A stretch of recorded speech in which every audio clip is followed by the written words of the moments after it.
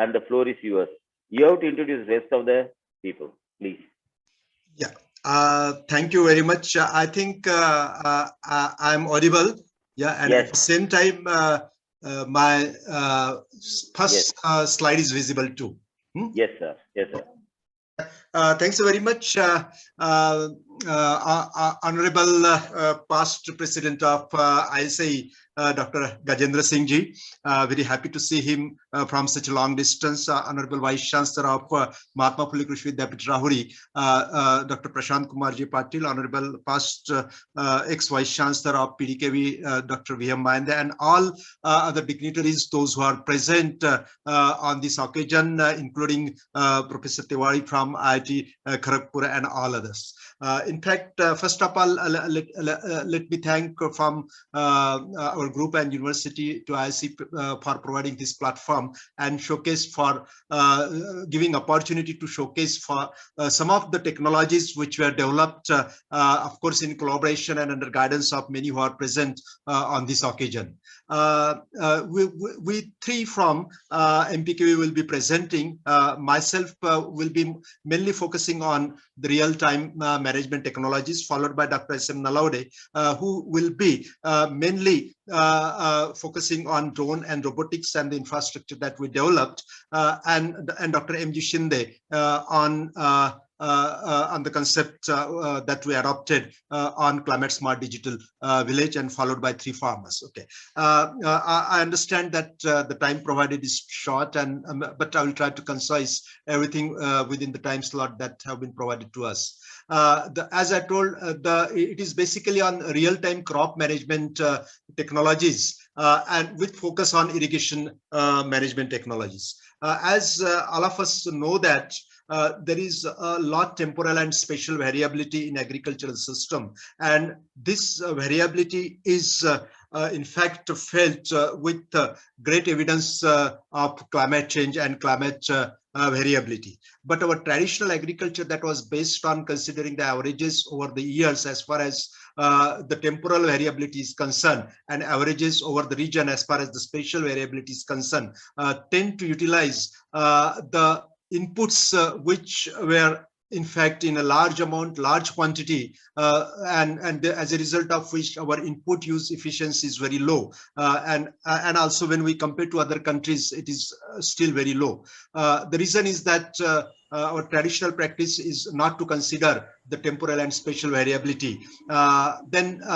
When we consider the temporal and spatial variability, then the traditional agriculture is converted into the precision agriculture, in fact. But at the same time, if we want to consider all this variability, and also if we want to move to the precision agriculture, we need to adopt the real-time agricultural management practices. And for this purpose, we need all kinds of the digital agricultural technologies that involve sensors, AI and ML techniques, IoTs, mobile and web-based applications, decision support system, and whatnot. In fact, in the Western countries such as USA, Australia, Canada, and Europe, all these technologies, they have been developed, or they have started for developing all these technologies, but our main limitation is that we have to develop these technologies for the small farms.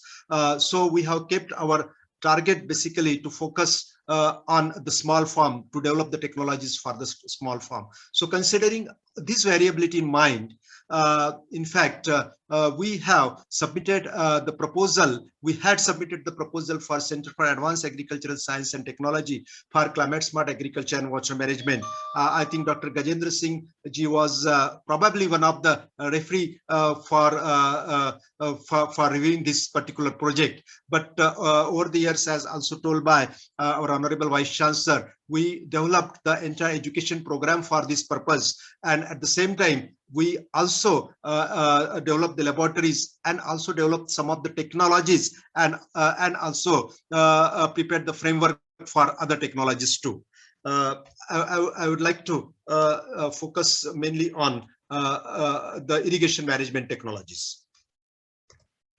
In fact, when we say that irrigation management, as all of us know that irrigation management depends on soil, weather, crop, and irrigation systems variability and all those things. And if we want to apply the water with precision whenever needed and at a place and in a quantity that is needed, then we have to consider the real-time weather data, real-time crop data, and also the variability in soil and irrigation system management. So for that, first we developed a mobile application which is called as Fulejal that enables any farmer or practitioner to estimate the evapotranspiration at specified location and also in real time, that is for today, yesterday, or 2 or 3 days ahead. And then we used this, we have developed the mobile application, and at the same time we have developed the web-based application for real-time estimation of evapotranspiration. Further, we converted that into irrigation scheduling system, because when we have to give the farmers certain tools, then farmer is interested only in two things. Once he or she adopts particular irrigation method, when to irrigate and how much to irrigate actually, or when to irrigate and for how many hours the pump should be operated. So we build up one simulation model behind our original Fulejal mobile application, and also at the same time with the help of the batteries of digital lysimeter, we develop certain parameters such as crop coefficients and weighted area factor. So all the parameters which is required for real-time irrigation scheduling, those we developed. And then we also developed one simulation model integrated with our Fulejal mobile application, and developed another mobile application which is called as Fule Irrigation Scheduler mobile application that provides the information to the farmers when to irrigate and for how many hours the pump should be operated, and that also in real time. So we also developed its web-based application as well. Then the next thing was we developed the fertigation scheduler as well, because in Maharashtra, many of farmers, they adopt the drip irrigation system, and in case of drip irrigation system, with every drop of water we must apply the nutrients too. So for this, we also developed the Fule irrigation scheduler, and that will be released in fact this year in the meeting of our all 4 agricultural universities together. Further, we in addition to the development of mobile applications and also the web-based application, we thought that let us bring the entire agricultural system management system on map, actually, just like Google Maps. So we started developing the map-based application. So we developed the map-based application for evapotranspiration, wherein you click on Google Map at any point, you will get the evapotranspiration estimates for today and for 3 to 4 days ahead. And further, we are converting that into irrigation scheduling system. So this means that the farmer can locate any farm on Google Map and then just provide the requisite information, and farmer will be provided with the information on all irrigation management actually. And further, this map-based concept we want to extend for other agricultural management system in coming years. Then we also converted that into web-based, as I told.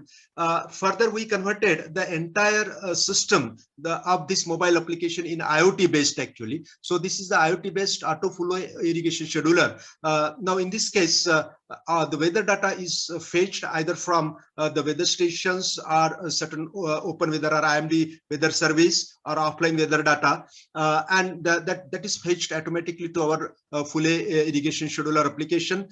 Then soil data is also fetched, or farmer can give, and the irrigation scheduling parameters are calculated, that is when to irrigate and for how many hours the pump should be operated, and that pump is operated remotely from any location. The main feature of this is that it is not just a remote operation of the pump, but the amount of the water to be applied and when to apply are estimated purely on the scientific basis in real time and for that specified farm, whatever is the size of the farm actually.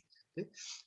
Then there were certain queries from the farmers that we have many crops on field at a time, then our valve should also operate remotely. Then we converted this entire IoT-based system into the multi-plot kind of the thing. Means if on one piece of land if there is onion, and another piece of land if there is tomato, then the irrigation scheduling for all these crops are estimated in real time, and the sequencing of the valves is also decided, and all those valves, they are operated in sequence remotely. Okay. And this is the complete IoT based system without involvement of any human interface actually. Then, as I told, we developed full irrigation scheduler, full fertigation scheduler. Now we are developing the IoT based Venturi actually. Now in this case, there are different automatic fertigation scheduling systems available from the different manufacturers, but they are based on certain recommendation. But herein we provide as per the need, and entire backup is provided by our experimental data, and we are trying to make the Venturi IoT based so that the small farmers they can adopt the system. So this was all about the weather based system, but at the same time we are developing this moisture sensor based system. So for that, one of the big challenge was to develop the moisture sensor itself. Since last 2 years we are developing, and probably within another 2 months our own moisture sensors will be properly calibrated and validated, and once those are done, we have developed the rest of the system in which the entire irrigation scheduling will be done with the help of the moisture availability in the soil root zone, and pumps will be operated remotely according to that.